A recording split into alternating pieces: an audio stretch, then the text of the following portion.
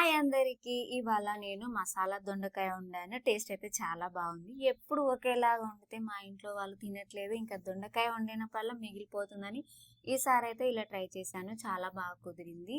ఇంకా ఎలా చేయాలో ఇప్పుడైతే మనం ప్రాసెస్ చూద్దామా.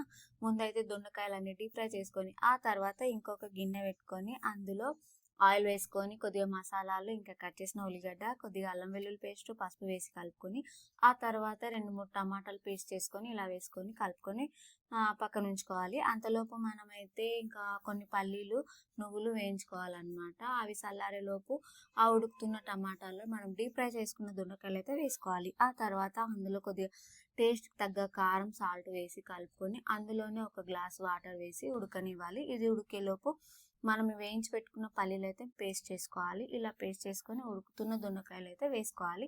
ఇంకా కొన్ని వాటర్ వేసి ఉడకనివ్వాలి. ఉడికిన తర్వాత అందులో లాస్ట్లో అయితే కొద్దిగా గరం మసాలా, కొద్దిగా కస్తూరి మేతి వేసుకోవాలి.